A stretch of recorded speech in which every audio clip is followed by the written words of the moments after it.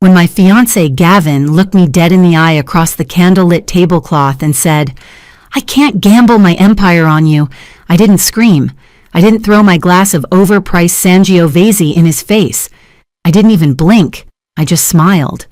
"I understand," I said, my voice steady, betraying absolutely nothing of the nuclear explosion happening in my chest. "You have to protect what you've built." Gavin let out a breath he must have been holding since we sat down, his shoulders dropping 2 inches. The tension that had been vibrating off him, making him pick at the label of the wine bottle until it was just a soggy mess of paper pulp, finally evaporated. "Exactly," he said, reaching across the table to squeeze my hand. His palms were clammy. "God, Piper, you're amazing. Most women would flip out. They'd make this emotional. But you're rational. You get it. I've worked too hard to risk my future on a maybe, even with someone I love. My future, my risk, my empire. He signaled the waiter for another bottle, his confidence inflating instantly, like a balloon refilling with hot air. "Let's celebrate," he told the waiter, a tired-looking guy named Marco who clearly wanted to go home. "Bring us the 18 Barolo. We're taking the next step." I sat there, watching him preen. He adjusted the cuffs of his blazer, custom-tailored, but I knew he'd put the bill on a credit card he was maxing out to pay the minimums on another card. He looked around the restaurant, vino and vows, scanning the room to see if anyone important was watching him be the magnanimous, successful businessman. He had no idea. He had absolutely no clue that the woman sitting across from him, the struggling tech consultant driving a Honda with a bungee cord holding the trunk shut, wasn't just solvent. I wasn't just comfortable. I was the empire he thought he was protecting himself from. "To us," Gavin said, raising his glass once Marco poured the wine. The dark red liquid swirled against the crystal. "And to clarity. No secrets, right? Just a clean, solid business arrangement for the marriage." "To clarity," I echoed, clinking my glass against his. The sound was sharp, like a gavel coming down. I took a sip, watching him over the rim of the glass. He looked so satisfied, so smug in his belief that he was the prize here. He thought he was locking down his assets against a potential liability. He thought he was ensuring I couldn't take his hard-earned success if things went south. He didn't notice that I wasn't drinking the wine. I was just wetting my lips, my mind already racing 3 moves ahead. Because if Gavin wanted a business arrangement, if he wanted to treat our marriage like a merger with strict liability clauses, I was going to give him exactly that. The bill came 20 minutes later. I saw the flinch. It was microscopic, a tiny tightening of the jaw muscles, a quick darting glance at the total before he plastered the smile back on. $240 for a Tuesday night dinner. "I got this," he said loudly, perhaps a bit too loudly, slapping his Amex Platinum on the leather folio. "Are you sure?" I asked, playing my part. The supportive, budget-conscious fiancé. "We could split it, or I could grab the tip." "Don't be silly, Piper," he scoffed, waving a hand dismissively. "I take care of us. That's how this works. I'm the provider." The waiter took the card. I watched Gavin's leg bouncing under the table, that nervous tick he got whenever he wasn't sure a transaction would clear. When Marco returned with the receipt and the pen, Gavin signed with a flourish, but I saw him check his phone notification immediately after, verifying the remaining credit limit. "Ready?" he asked, standing up and buttoning his jacket. "Ready," I said. I followed him out into the cool October night, the air smelling of rain and exhaust. He walked a step ahead of me, strutting toward the valet stand, already checking his email, already back in hustle mode. He thought he had just secured his safety. He thought he had just won. But as I watched him yell at the valet for taking too long with his leased Range Rover, I realized something cold and hard. Gavin wasn't protecting his money. He didn't have enough money to require this level of aggression. He was protecting his ego. And he had just handed me the sledgehammer to smash it into a million pieces. If you're watching this video, tell me where you're from or what time it is for you. The rain started the second I turned the key in my Honda's ignition. It wasn't a romantic movie rain. It was a dreary, relentless drizzle that turned the city lights into blurry streaks of neon vomit on my windshield. My wipers squeaked. Squeak thud, squeak thud. I watched Gavin's Range Rover peel out of the lot, cutting off a taxi, his taillights aggressive and bright. He was heading back to his industrial chic loft downtown, the one with the exposed brick he loved to brag about, and the astronomical HOA fees he complained about when he thought I wasn't listening. I was heading to my place, my safe, quiet, two-bedroom apartment in a boring suburb where the rent was reasonable and the neighbors didn't care what kind of car you drove. I gripped the steering wheel until my knuckles turned white. The adrenaline from the restaurant was fading, replaced by a hollow, aching coldness in my stomach. I won't gamble my empire on you. The words looped in my head. Not us, not our future, my empire. You as the risk factor. I navigated the on-ramp to I-95, merging into the slow lane. The vibration of the Honda's engine hummed through my hands. It was a good car, reliable. It had 140,000 miles on it and a dent in the passenger door from a shopping cart incident in 2019, but it was paid for. Everything I had was paid for. Tears pricked my eyes, hot and stupid. I angrily wiped them away with the back of my hand. "Don't you dare," I whispered to the empty car.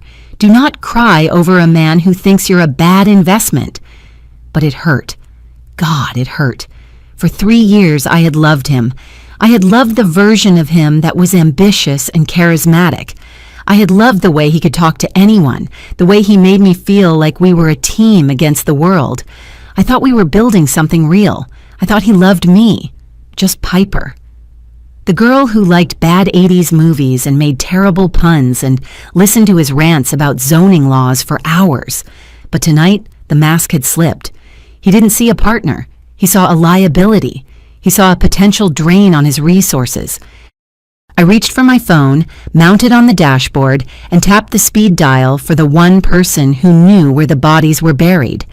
"Evelyn," I said when the call connected. "It's 10:15 p.m., Piper." Evelyn's voice was crisp, alert. She was probably still at her office, billing $600 an hour. "You know I charge double for therapy sessions after 10. "He did it," I said, my voice cracking despite my best efforts. "He asked for the prenup." There was a pause on the other end, a long, pregnant silence. Then I heard the distinctive sound of Evelyn taking off her reading glasses and setting them on her desk. "Tell me exactly what he said," she commanded. Her tone shifted from friend to litigator instantly. "Verbatim, if you can." He said, "I need a prenup. I won't gamble my empire on you." Evelyn let out a sound that was half laugh, half snort. "His empire? You mean the real estate firm that's leveraged to the hilt? The one that's currently being sued by 2 contractors for non-payment?" "He doesn't know I know about the lawsuits," I reminded her. "Right, because you're the simple tech consultant who doesn't understand big boy business," Evelyn said, her voice dripping with sarcasm. "So, what did you do?" "I agreed," I said. "I told him it made sense. I told him he was smart to protect his success." "Good girl," Evelyn purred. "Play dead. Let him think he's the hunter." It felt awful, Ev. He looked relieved, like he'd been dreading telling me because he thought I'd be after his money. He actually thinks I'm a gold digger. "Men like Gavin always project," Evelyn said dismissively. "He's insecure about his own standing, so he assumes everyone else is trying to take what little he has. Listen to me, Piper. This is a gift. He just opened the door to financial disclosure. He wants a prenup? Fine. We'll give him the most ironclad prenup in history. But to do that, he has to show his cards. And you have to show yours." My stomach flipped. "I have to tell him?" "Not yet," Evelyn said.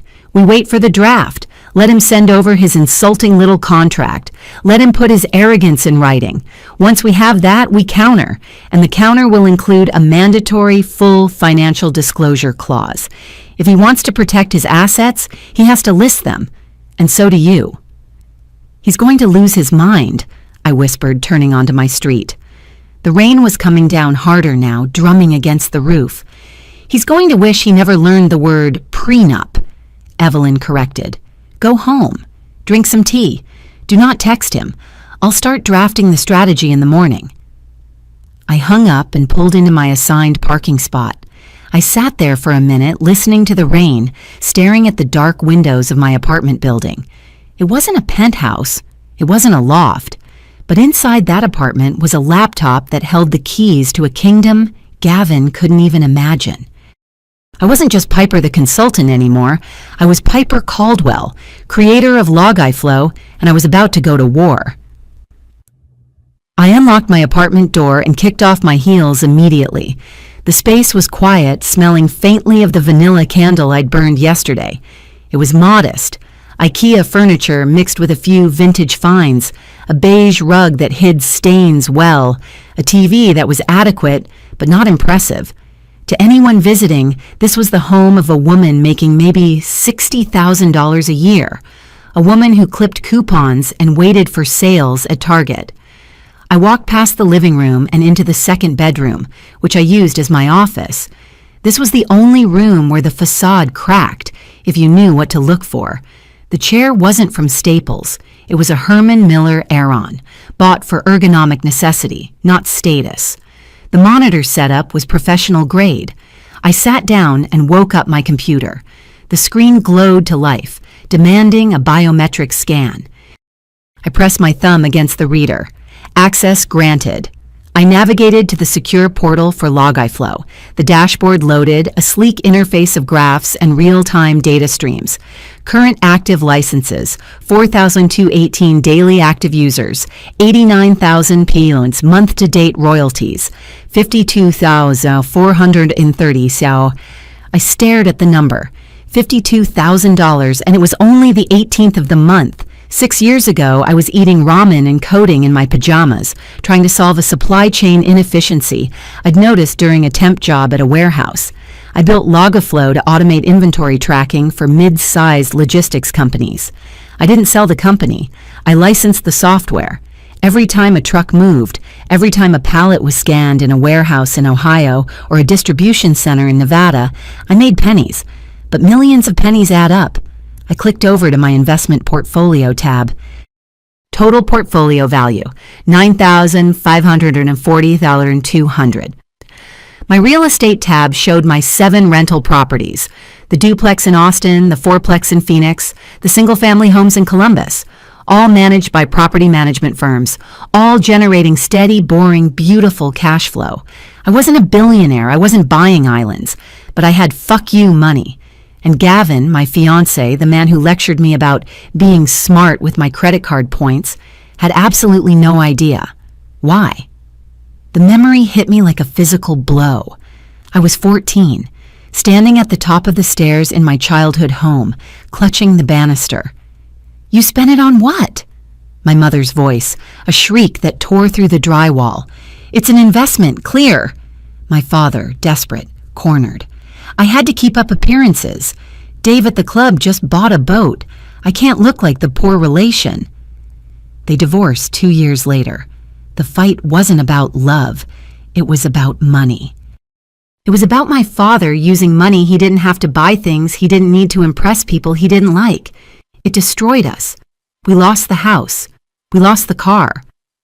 I went to college on loans and 3 part-time jobs while my dad lived in a studio apartment and blamed the economy. I swore then, literally swore on a Bible I stole from a hotel room, that I would never let money define my worth. I would never be the person flashing cash to feel important, and I would never, ever let someone love me for what I could buy them. So when I met Gavin 3 years ago, I liked that he didn't ask about my finances. I liked that he assumed I was normal. It felt safe. It felt like he loved me. I closed the browser tabs, erasing the evidence of my wealth. I looked at a framed photo on my desk. It was us in Cabo last year. We looked happy. He had his arm around me, looking tan and strong. I looked adoring. You idiot, I whispered to the photo. You could have had it all. You could have had a partner who would have bailed you out, who would have built with you. All you had to do was not be an asshole. But he was an asshole. And now I had to figure out exactly how deep his delusions went. The next morning, I couldn't focus on my actual work, optimizing a database query for a client in Seattle. My mind kept circling back to Gavin's paranoia. Why now? Sure, we were getting married in 6 months, so the timing was logically appropriate for a prenup. But the intensity? The empire comment? The sweaty palms? It felt like panic. I packed up my laptop and headed to the Roasted Bean, a coffee shop 3 blocks away where the barista knew my order, oat milk latte extra shot, and didn't care if I sat there for 4 hours. I opened a fresh, incognito window. I wasn't just a developer. I was good at digging. I started with the obvious, Gavin's public presence. His LinkedIn was polished perfection. CEO of Holloway Estates. Visionary. Top 30 under 30. From a local magazine that basically sold awards for ad space. I dug into the county clerk records. I wanted to see if maybe I was wrong. Maybe he did have a secret asset. Maybe a grandmother died and left him a trust fund I didn't know about. That would explain the sudden need to protect his future. I searched for his name. Gavin Holloway, results populated. Lien 2022, contractor dispute. Lien 2023, unpaid HOA assessments. Mortgage document, 110% leverage on the loft. Nothing new there. I knew he was living on credit, but then I saw it. A document filed 3 weeks ago. Incorporation, Holloway Holdings, LLC. My heart skipped a beat. An LLC? He hadn't mentioned a new company. I pulled up the filing. It was registered to a P.O. box in Delaware. Classic asset protection move. Is this it? I thought. Did he actually close a massive deal? Did that commercial zoning project finally go through? If he had suddenly come into real money, like millions, it would explain the prenup. It would explain the arrogance. Maybe he wasn't just being an insecure jerk. Maybe he was actually legitimately wealthy now and hadn't told me yet because he wanted to surprise me, or because he wanted to secure it before the wedding. A tiny, stupid spark of hope flared in my chest. If he was actually successful, maybe the prenup wasn't an insult. Maybe it was just prudent. I grabbed a napkin and scribbled down the file number. I needed to know what Holloway Holdings held. Was it property? Crypto? A hidden bank account? I spent the next 3 hours going down a rabbit hole. I cross-referenced the Delaware agent with other filings. I searched for property purchases under that LLC name in every county within a 500-mile radius. I felt like a detective in a noir film, except instead of a trench coat, I was wearing yoga pants and drinking lukewarm coffee. "Come on, Gavin," I muttered, typing furiously. "Show me the money. Give me a reason to believe you're not just a hollow suit." I found a link to a registered domain name, https://www.google.com.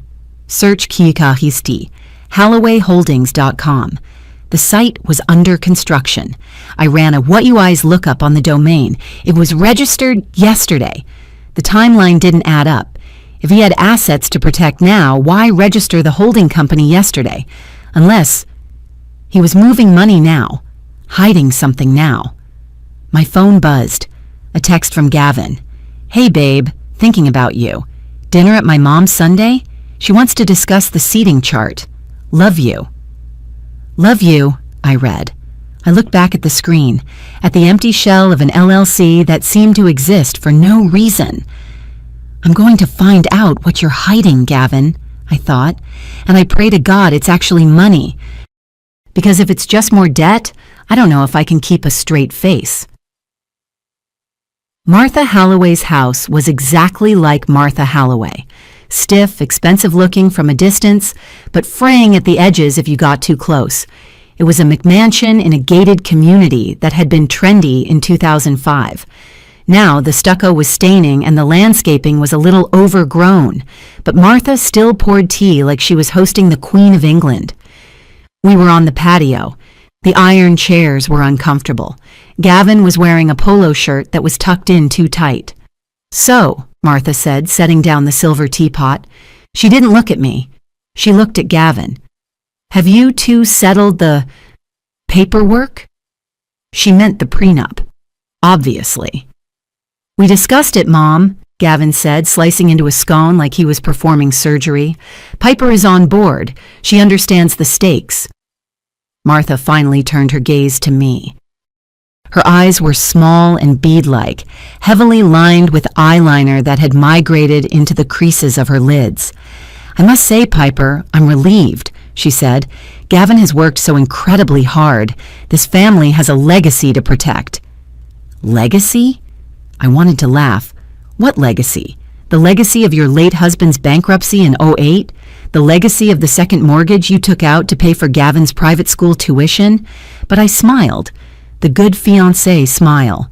Of course, Martha, I said. Gavin's success is important to me. It's just that. She paused, taking a dainty sip of tea. Well, let's be honest, dear. You're a lovely girl. Very grounded. But in today's world, women can be very predatory. I've seen it happen to so many of Gavin's friends. They marry a girl who brings nothing to the table, and 5 years later, she walks away with half the portfolio. I gripped my fork. I assure you, I have no intention of taking anything Gavin has earned. That's easy to say now, Martha sniffed. But money changes people, and since you don't come from money, you might not understand the pressure Gavin is under to maintain the estate. Mom, Gavin warned, but he didn't look angry. He looked proud. He liked this. He liked being the center of this protective dyad.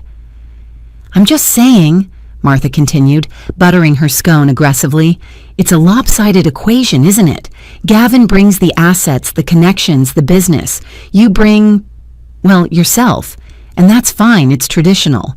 But we have to be realistic about the imbalance. Imbalance. I thought about my bank account. Balance. $9.5 million. I thought about Gavin's bank account balance. Probably $4,000, pending a transfer from savings. The urge to scream was physical. It rose in my throat like bile. I wanted to pull up my banking app on my phone and shove it in her face. I wanted to say, Lady, I could buy this house and evict you before dessert. But I didn't, because Evelyn's voice was in my head. Play dead. I understand why you'd see it that way, I said, my voice dangerously calm. Gavin reached over and patted my hand.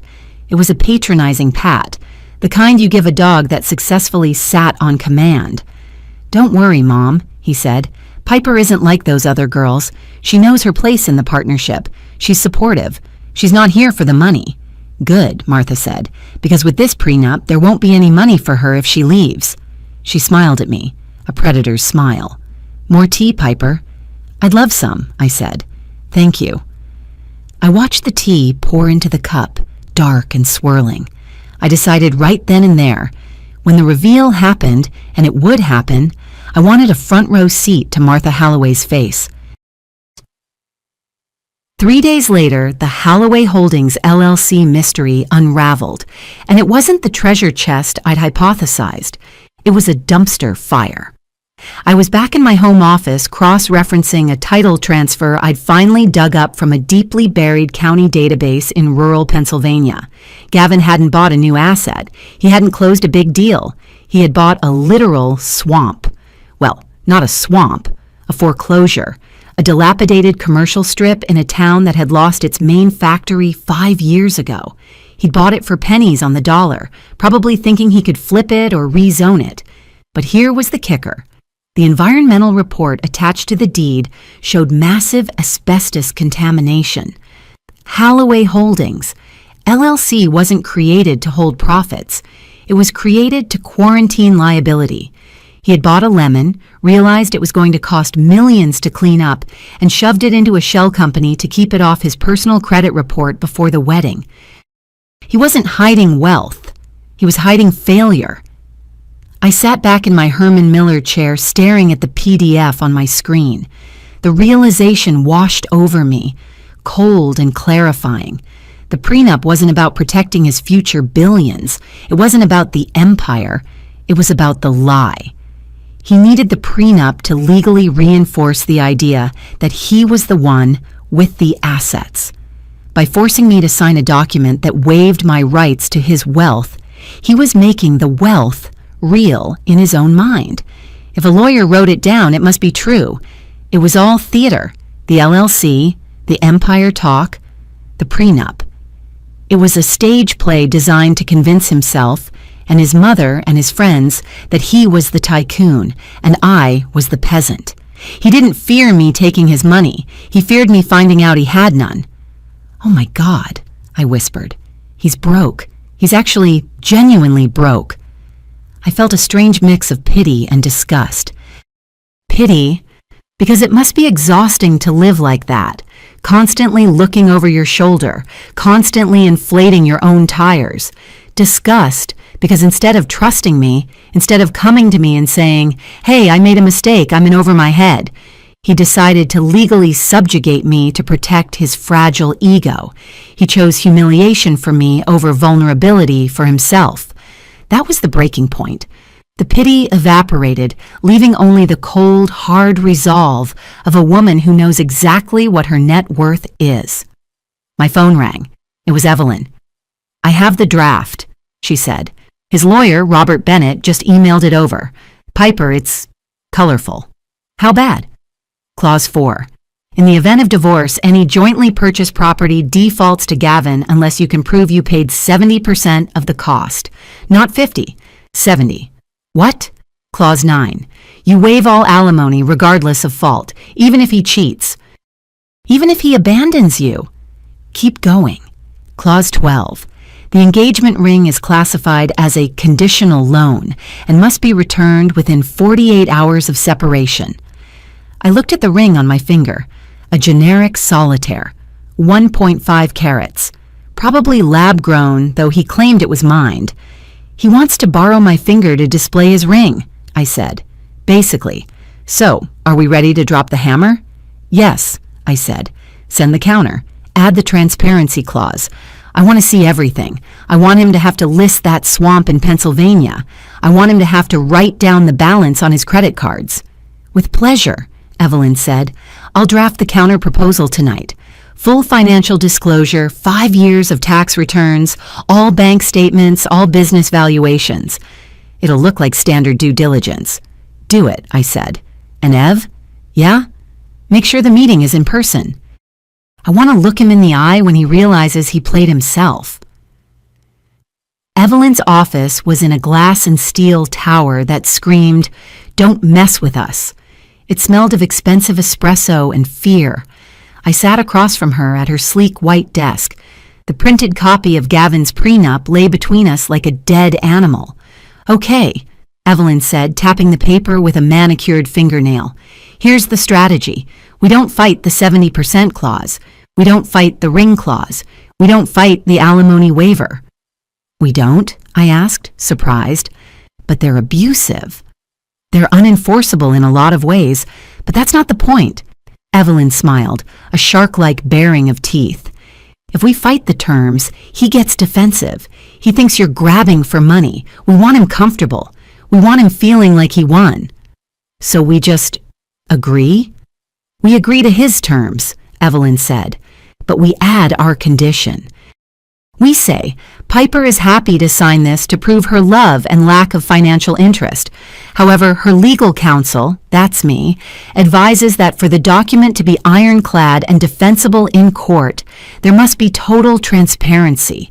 We can't waive rights to assets we don't know exist. That would get the prenup thrown out by a judge in 5 minutes. So we frame the disclosure as protecting him, I realized. Bingo, Evelyn pointed. We tell him, Gavin, if you want this prenup to stick, you have to list everything. Otherwise, a judge will say you hid assets and void the whole contract. He'll sign the disclosure requirement because he thinks it solidifies his protection. And the clause applies to both parties, I added. Standard reciprocity. Evelyn shrugged. He won't even blink at that part. Why would he? In his mind, you have a checking account with $2,000 in it and a Honda. He doesn't care about your disclosure. She slid a new document toward me. This was our counter-proposal. Section 8. Financial Disclosure. Both parties agree to provide complete verified financial disclosures, including but not limited to personal, federal, and state tax returns, last 5 years, business tax returns, and P&L statements for all entities, last 5 years, current valuations of all real estate holdings, investment portfolio statements, all brokerage accounts, verification of all debts and liabilities. It looks so boring, I said. It is boring, Evelyn said, until it isn't. You're going to give this to him tonight. Tell him your lawyer looked it over, made a standard tweak for compliance, and he just needs to sign off on the disclosure protocol. He's going to ask why I have a lawyer, I said. He thinks I'm simple. Tell him I'm a friend from college who does family law. Keep it casual. Oh, Evelyn just looked it over to make sure I wasn't signing away my kidney. Make a joke of it.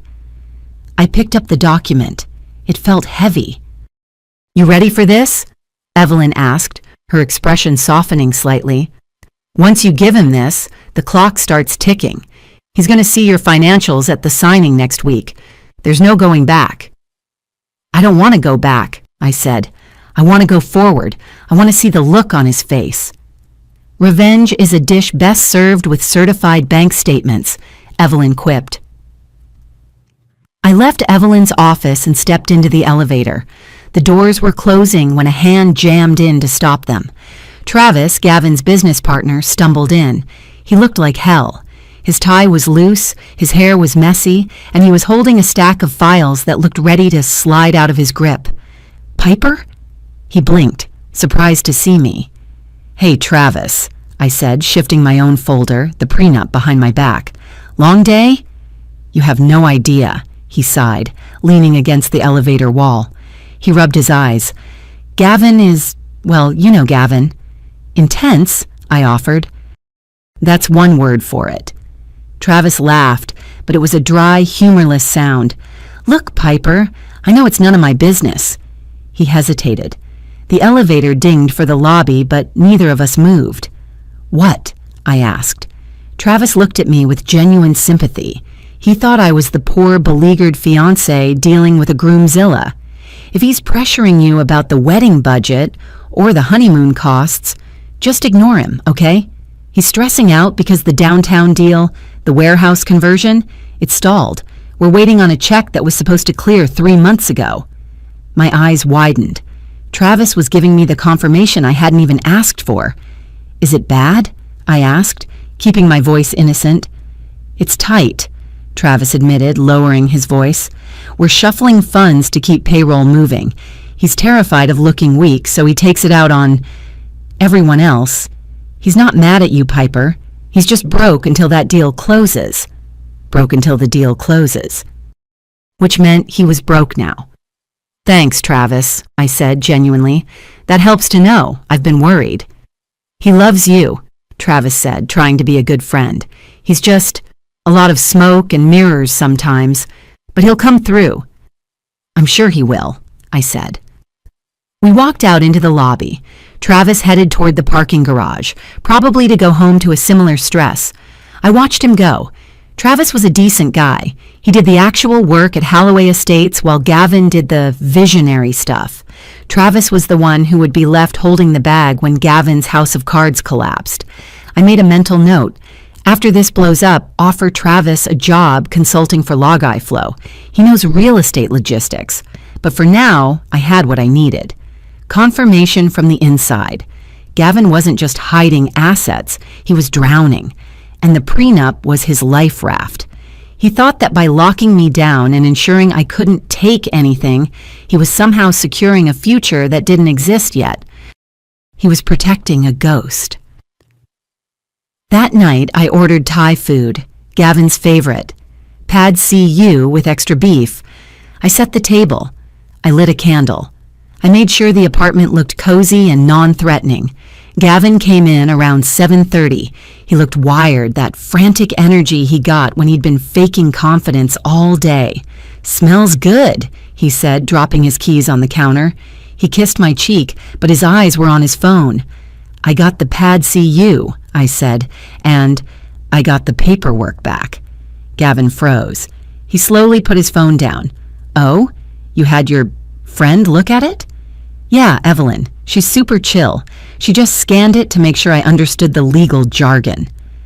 I pulled the folder out of my bag and slid it across the island. "She said it looks fine," I lied. "She just added one standard thing, a transparency clause. Apparently, for the prenup to be valid in this state, we both have to list our assets officially. Otherwise, a judge could throw it out later. She said it's just a formality to protect your terms." Gavin picked up the folder. He didn't flip to the back. He didn't read the clause. He just looked at me, searching for resistance. "So you're okay with the 70% split?" he asked. "If that's what makes you feel safe, Gavin, then yes, I'm not marrying you for your real estate." "And the alimony waiver?" "I plan to work," I said. "I don't need your money." Gavin let out a long, ragged sigh of relief. A genuine smile broke across his face, the first real one I'd seen in weeks. "See?" he said, laughing. "I knew you were the one. No drama, no greed, just logic." He opened the folder, glanced at the signature page where I had already initialed the new clause, and nodded. "Full disclosure, sure, whatever. I'll have Robert pull my files. It's all straightforward." He looked at me with pity. "You'll have to list your stuff too, babe. Don't be embarrassed if the list is short. It's just for the lawyers."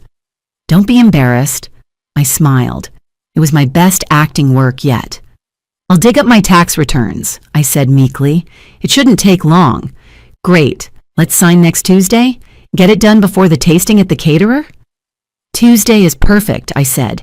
He grabbed the takeout container and started eating, talking about a huge meeting he had tomorrow. I watched him chew, thinking about the countdown clock ticking above his head. 5 days. 5 days until Tuesday. Saturday. We were at the Gilded Cage, a high-end home goods store where we had registered for wedding gifts. Gavin was in a mood. He was picking out crystal whiskey glasses that cost $150 a pop.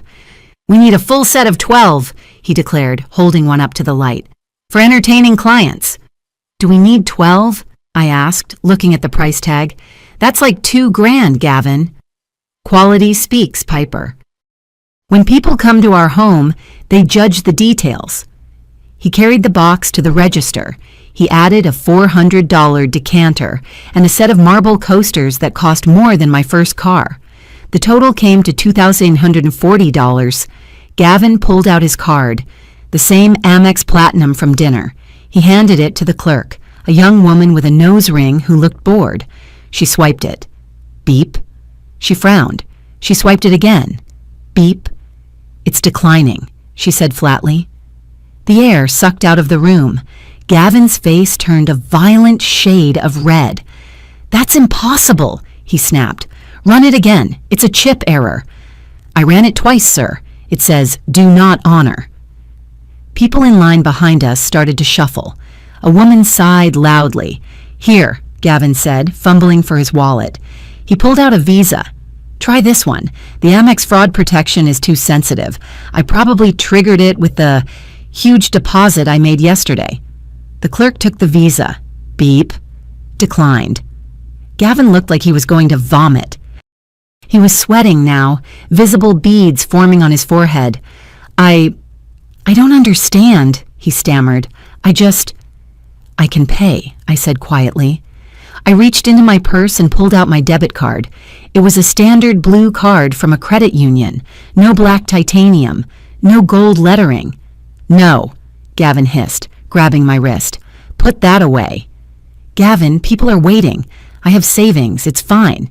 I said no. He looked at me with wild eyes. "I got this. I am buying these. Just hold on." He pulled out his phone and started furiously typing, presumably transferring money from one dying account to another. "Sir," the clerk said, "I have a line." "Just give me a second," Gavin yelled. The silence was deafening. He was making a scene. He was exposing himself. Finally, he looked up, defeated. Cancel the glasses, he muttered. Just leave it. He turned and walked out of the store without waiting for me. I stood there for a second. The clerk looked at me with pity. Sorry, I whispered. I walked out to find him pacing by the car. Stupid bank, he ranted as I approached, flagging my accounts because of the volume of transfers. It's ridiculous. It's okay, Gavin, I said. It's not okay. It makes me look like an idiot. He turned on me, his eyes blazing. And don't ever try to pay for me in public again, Piper. It's emasculating. Emasculating. I looked at him. Really looked at him. I was just trying to help, I said. I don't need your help, he spat. I need you to let me handle it. Okay, I said. I'll let you handle it. Just wait until Tuesday, I thought. You'll see just how much I can handle. The Real Estate Association Charity Ball was the kind of event where the centerpieces cost more than my first car, and the air conditioning was set to meat locker to accommodate the men in wool tuxedos. Gavin was in his element, or rather, he was performing his element. He was wearing a tuxedo that I happened to know was a rental, though he'd told me he picked it up from his tailor that morning. He had a glass of scotch in one hand and my elbow in the other, steering me through the crowd like I was a slightly malfunctioning shopping cart. Big smile, he muttered as we approached a group of older men near the Shrimp Tower. That's Roger Sterling. He owns half of downtown. If I can get him to invest in the riverfront project, we're golden. I smoothed the front of my dress. It was a vintage Halston I'd bought at an estate sale years ago. Understated, black, silk. Gavin had frowned when I put it on, asking if I had something with more sparkle. Maybe something that looks like new money. Roger, Gavin boomed, extending his hand. Good to see you, sir. You remember my fiancée, Piper? Roger, a man who looked like a bulldog wearing a monocle, nodded vaguely at me. Charmed. What do you do, Piper? I work in tech logistics, I started to say. I specialize in... She does some light consulting, Gavin interrupted, his hand tightening on my arm. Helps small businesses with their websites and stuff. Keeps her busy while I'm building the empire, right, babe? Light consulting. I felt a muscle in my jaw jump. Actually, I focus on supply chain automation software. Right, tech stuff, Gavin laughed, waving his hand dismissively. Anyway, Roger, about the zoning permits for the riverfront. He literally turned his back on me, boxing me out of the circle. I stood there, staring at the back of his rented tuxedo jacket, watching him sweat. I could see the sheen on his neck. He was desperate. He was pitching a deal he didn't have the capital to close, hoping Roger's money would fill the hole before anyone noticed. I looked across the room and locked eyes with a man in a gray suit. It was the CTO of Fedlog, a national shipping company. He blinked. He knew me. Fedlog had just signed a $200K licensing renewal with Logiflow last month. He started to raise his hand in greeting, his mouth opening to say, Piper Caldwell? I panicked. If he came over here and started talking about enterprise solutions and licensing tiers, Gavin's head would explode right here next to the shrimp. I gave the CTO a sharp, microscopic shake of my head. Don't. He paused, confused, then nodded slowly and turned away. Babe, get me another scotch? Gavin asked, not looking at me, holding out his empty glass. Roger and I are talking numbers. I took the glass. The crystal was cold. Sure, I said. I'd hate to interrupt the masters of the universe. Gavin didn't catch the sarcasm. He just patted my arm absently. Thanks, sweetie. I walked to the bar, my heels clicking on the marble. I wanted to scream. I wanted to grab the microphone from the jazz band and announce my net worth to the room, but I didn't. I ordered his scotch. I tipped the bartender $20. And I watched my fiancé hustle a man for money he would never see, knowing that in 48 hours, the only thing Gavin would be negotiating was his dignity. The night before the signing, the universe decided to test my resolve. It was 11:15 p.m. Outside, a thunderstorm was battering my apartment windows, shaking the glass in the frames. Inside, I was staring at my HP laser printer like I wanted to murder it with a baseball bat. PC load letter. What does that even mean? I hissed, yanking out the paper tray. There is letter paper in the load. It is loaded. I had spent the last 3 hours compiling the Caldwell Financial Disclosure. It was a masterpiece of documentation. 5 years of personal tax returns, 5 years of business returns for Logiflow Inc., deeds to the 7 properties, brokerage statements from Vanguard, Fidelity, and Schwab, the patent filings, the trademark registrations. It was 140 pages of undeniable proof that I was rich. And my printer had jammed on page 4. I pulled out a crinkled, torn sheet of paper covered in toner smear. Great, just great. I turned back to my computer to reprint, but my screen was black. A spinning white circle mocked me. System update in progress. 12% complete. Do not turn off your computer. No, I whispered. No, no, no. I needed these documents bound and ready for tomorrow morning at 9:00 a.m. I couldn't walk into that boardroom empty-handed.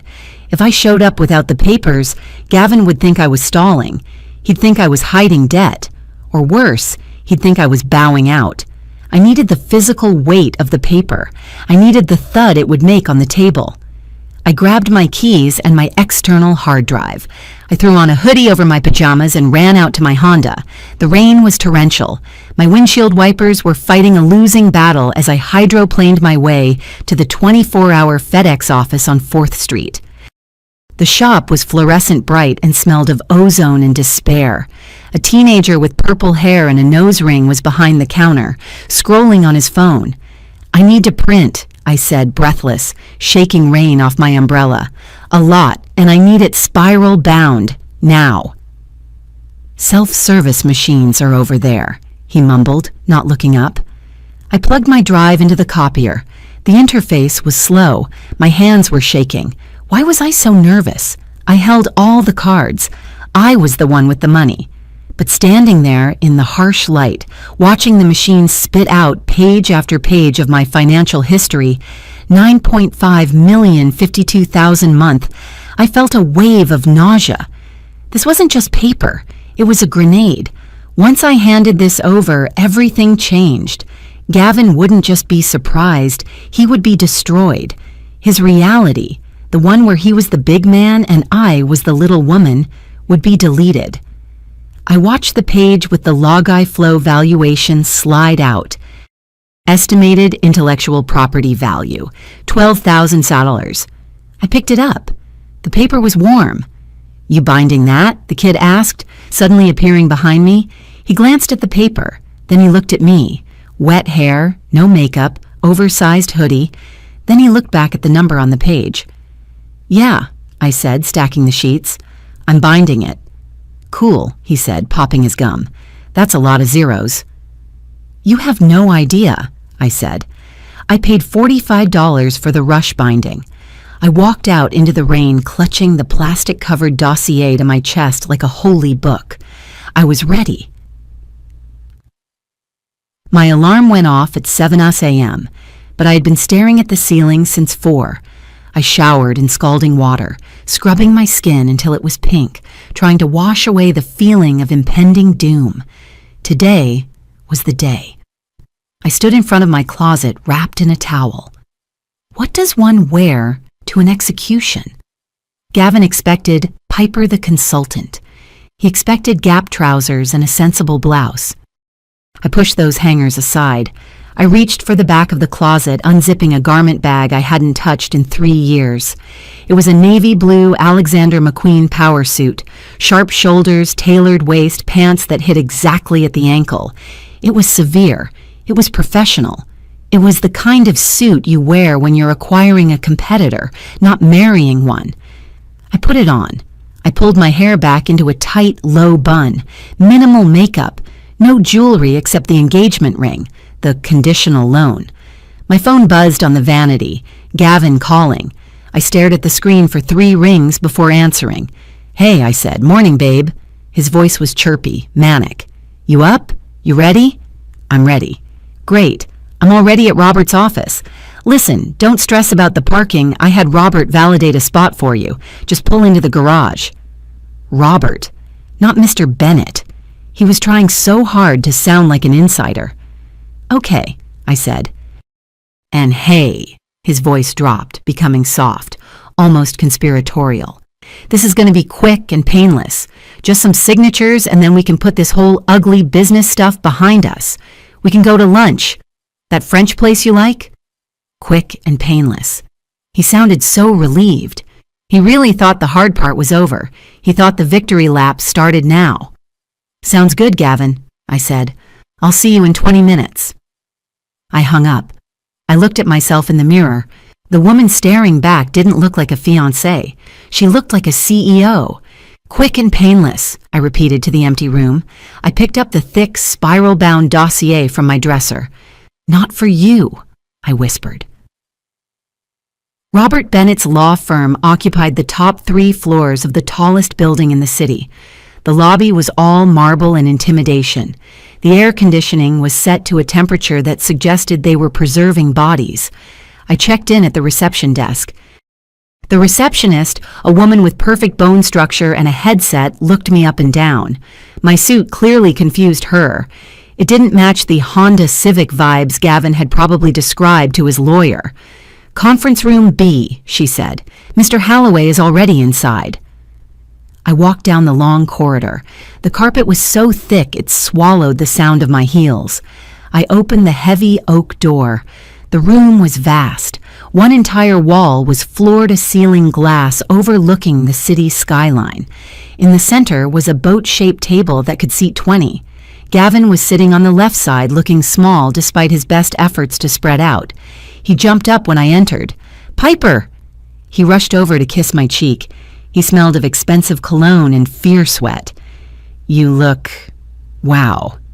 Sharp. Is that new?" "Old favorite," I said, stepping out of his embrace. Robert Bennett stood up from the head of the table. He was exactly what you'd expect. Silver hair, $5,000 suit, a smile that didn't reach his eyes. "Miss Caldwell," he said, extending a hand. "Robert Bennett. A pleasure." "Mr. Bennett," I said, shaking his hand firmly. "Thank you for fitting us in. Of course. We want to get this sorted for Gavin as efficiently as possible." The door opened again, and Evelyn walked in. If I looked like a CEO, Evelyn looked like an assassin. She was wearing a blood-red blazer and carrying a leather briefcase that looked like it contained weapons. "Gentlemen," Evelyn said, her voice cutting through the pleasantries like a razor. "I'm Evelyn Vance, representing Miss Caldwell." Robert Bennett blinked. He recognized her.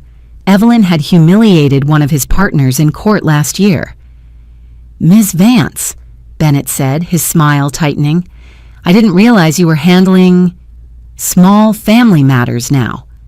"I handle whatever Piper needs me to handle," Evelyn said, taking the seat next to me.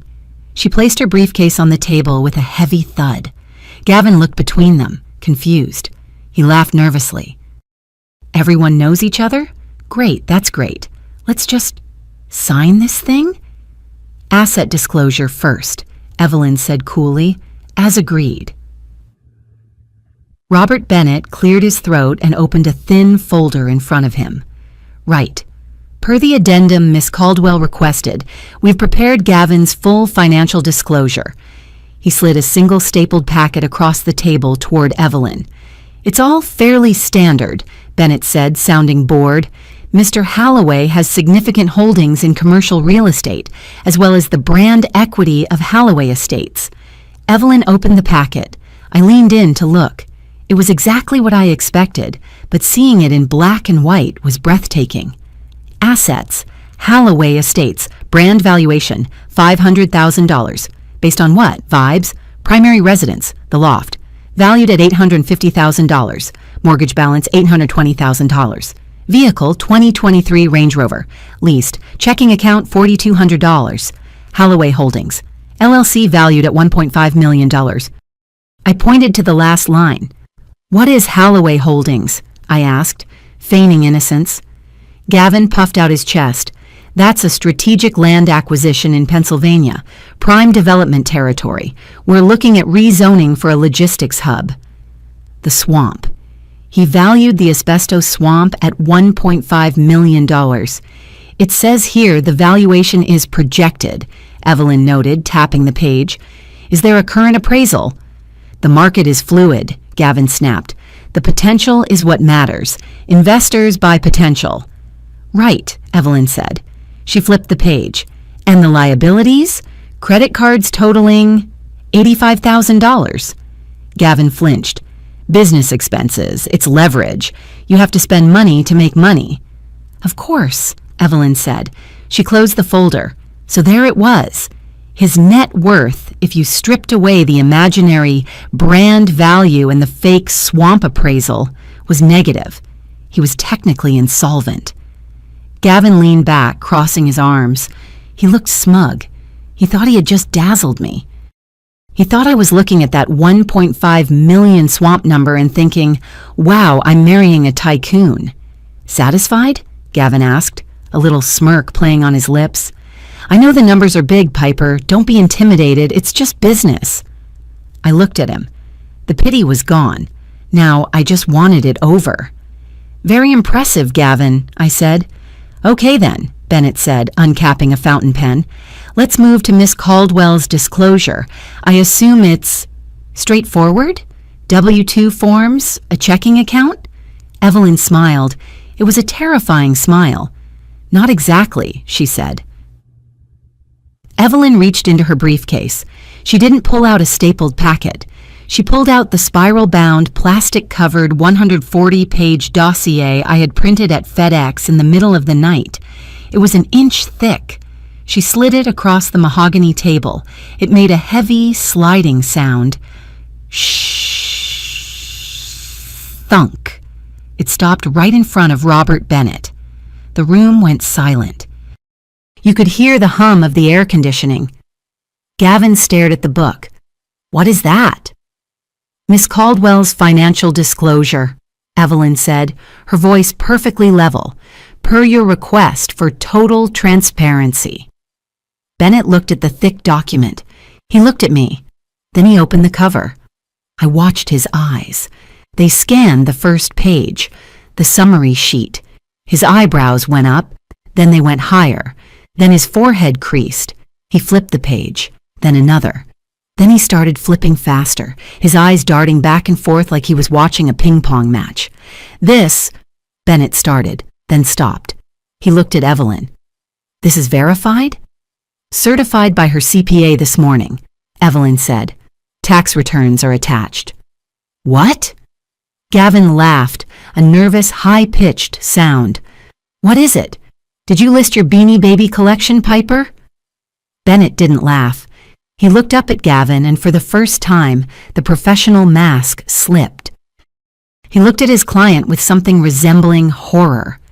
"Gavin," Bennett said quietly, "you need to read this." He pushed the book toward Gavin. Gavin rolled his eyes. Okay, let's see the..." He looked down. Net worth summary. Piper Caldwell cash and liquid assets, $2,100,000 equities. Portfolio, 7 $400,000 real estate holdings, 7 properties debt-free, $3,200,000 intellectual property, Logiflow license royalties, $624,000 annually recurring. Total net worth, $12,700,000 plus. Gavin froze. He didn't blink. He didn't breathe. He just stared at the page like it was written in an alien language. "I don't," he whispered. "Is this a joke?" "No joke," I said softly. Logiflow? Gavin read the word off the page, his voice cracking.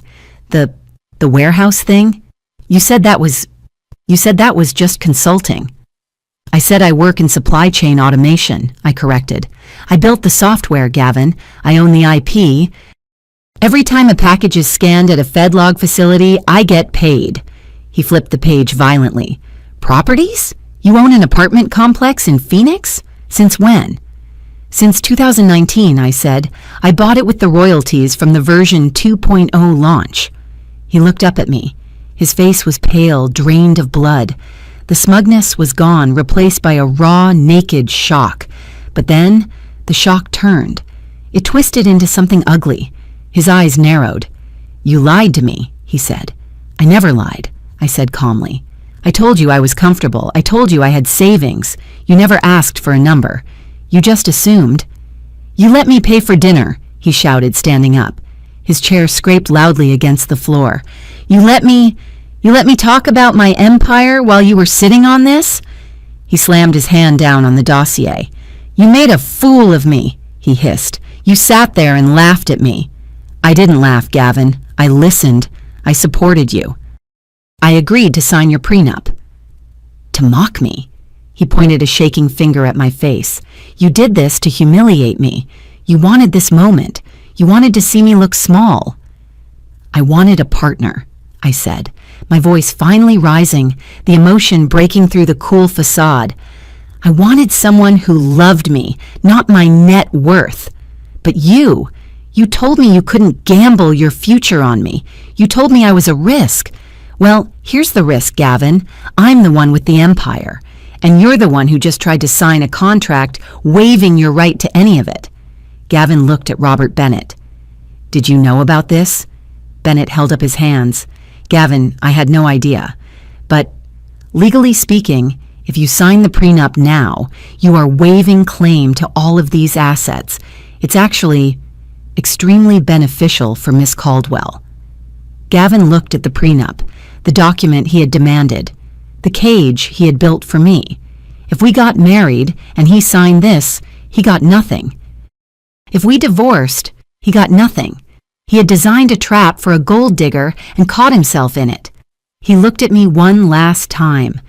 There was no love in his eyes, just pure, unadulterated hatred for the woman who had witnessed his mediocrity. "We're done," he said. He grabbed his jacket and stormed out of the room, leaving the $12 million dossier sitting on the table. The heavy door slammed shut.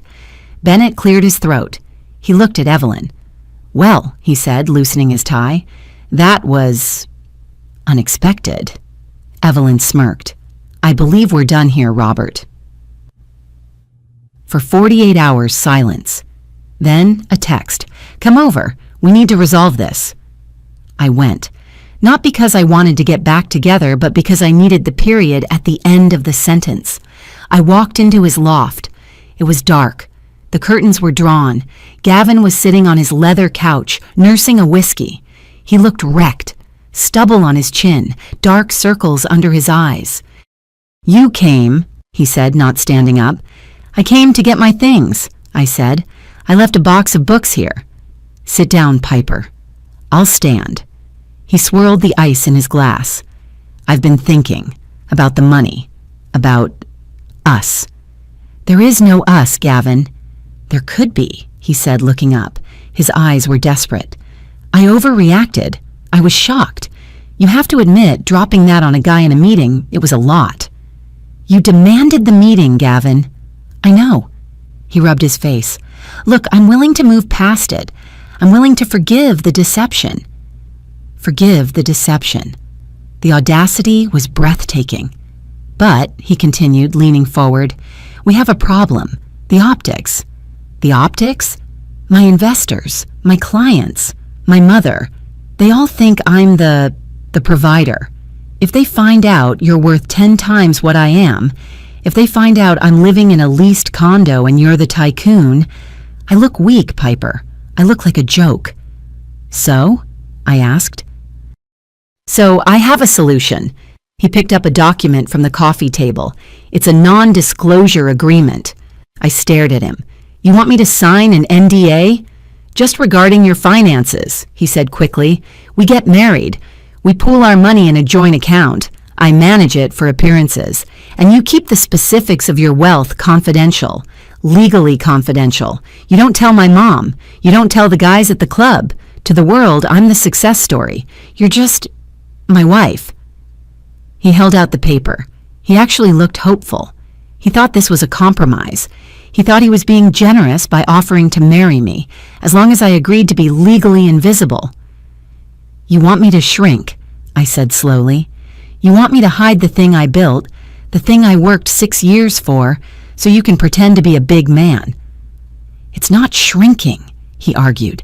It's partnership. It's protecting the family brand. I laughed. It was a cold, sharp sound. Gavin, I said, I didn't build an empire to hide it in your shadow, and I certainly didn't earn $12 million to buy a husband who is ashamed of my success. I walked over to the table, picked up the NDA, and ripped it in half. We're not partners, I said. We never were. You wanted a prop. Go buy a mannequin. It's cheaper. I walked out. I didn't even take my books.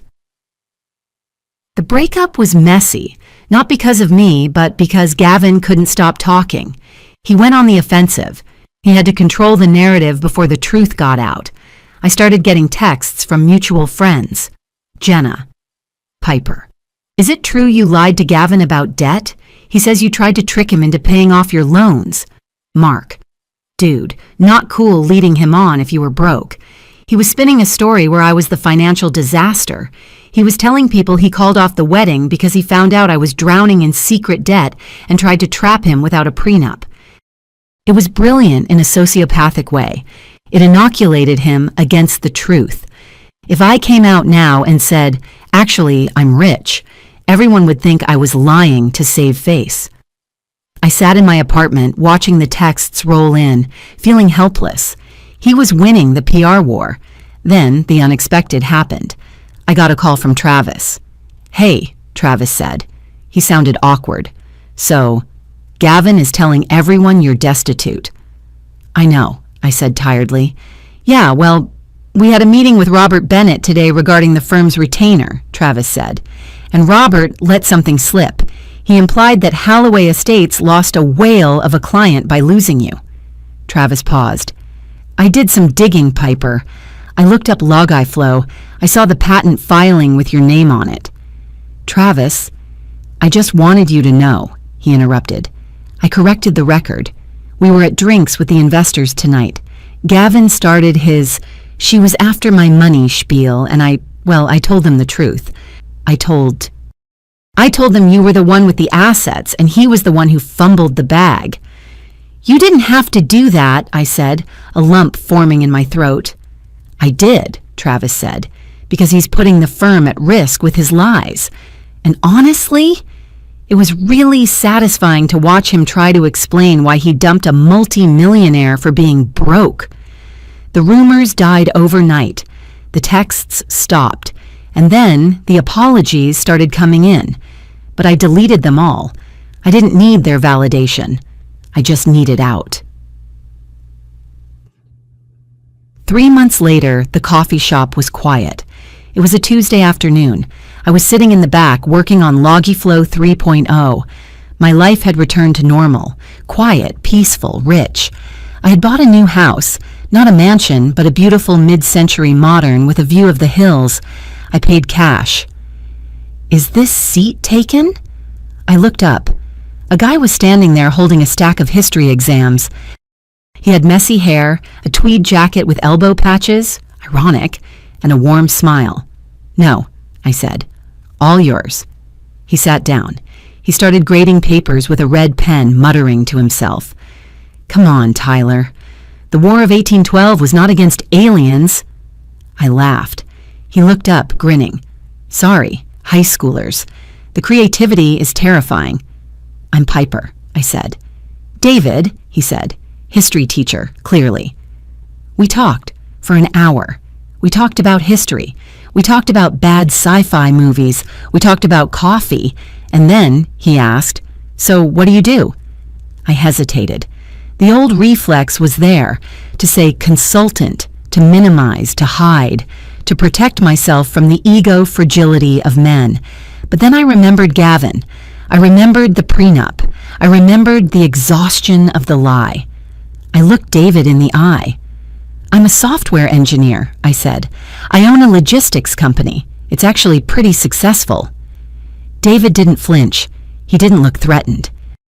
He didn't look for a ring on my finger to see if I was taken by a provider. He just whistled, impressed. That's awesome, he said.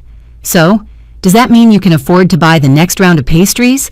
Because on a teacher's salary, I'm strictly a one-muffin man. I laughed. A real deep laugh that felt like freedom. Yeah, I said. I can buy the pastries. Deal, David said. I looked at him, grading his papers, comfortable in his own skin, happy for my success. I wasn't gambling my future anymore. I was investing it. And for the first time in a long time, the returns looked promising. If this story resonated with you, leave a like and consider subscribing.